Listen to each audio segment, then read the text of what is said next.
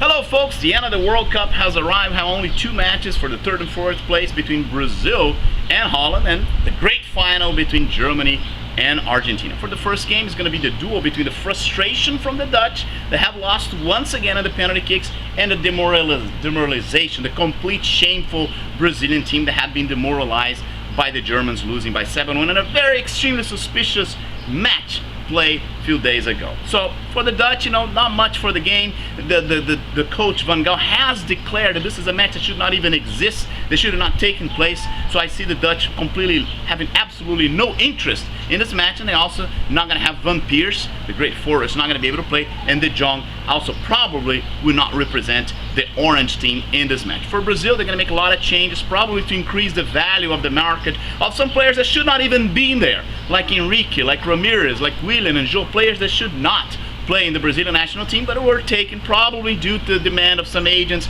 the connections of Filipão and Pereira with these agents. They're there, and they're probably going to be utilized since Brazil is no longer in the dispute for the trophy.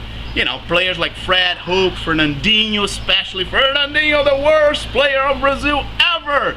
Performance in a World Cup match. These guys are going to be spared for the match along with Bernard. They should not play this match. They're going to probably sit on the bench and not play, and they're going to utilize the other players in order to probably just increase their value in the market. I don't see any other way for doing that other than that. This game doesn't have much except for Brazil. Maybe it's got a little desire of proving that they're not that bad. They're not such a shameful, and maybe the conquering by third place, they would sort of like diminish a little bit of the pain of Brazilian people, diminish a little bit of demoralization, but not really considering the Dutch approach for the game, or they're completely disconsidering the importance of this match. And for the other match between Argentina and Germany, I predict a very tough battle. Yes, the Germans have a better team. I have predicted the Germans, along with Brazil, should win the title, and I'm going to stick up with my word. I'm going to go with Germany. However, I have learned to really respect the Argentinian team. Messi, a fantastic player, better than any player in Germany. The German team is not all that.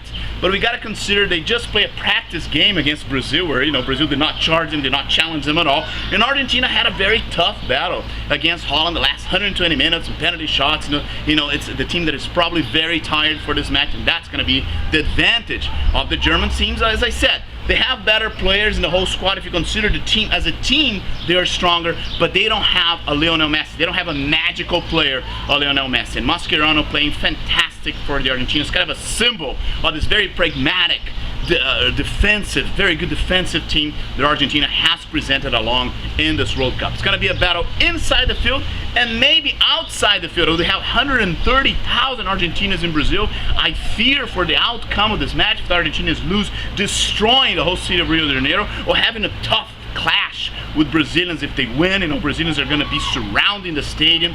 People will come from the slums, will come from the favelas, and we may have a tragedy. I don't think the police will be able to contend that if things get ugly outside the field. But once I said, Brazil probably take over the Holland and win, not because they're better, but because the Dutch are not interested in this match. In the match between Argentina and Germany, everything can happen, but I'm going to stick up with my word, and I'm going to believe that the Germans are going to win. But as I said, the Germans are not all that, but they have advantage that the team has rested more, and the team is more well-balanced than Argentina's. It's a one-player team, the team that really relies on one player, but the Germans will let him play. That's one of the characteristics of Germany. They let you play. Khedira is not going to follow Messi around. He's going to try to play soccer, so pretty much anything can happen, but I'll stick with the Germans. So those are my commentaries for these two matches, and we'll come back to talk about them. I'll see you next time.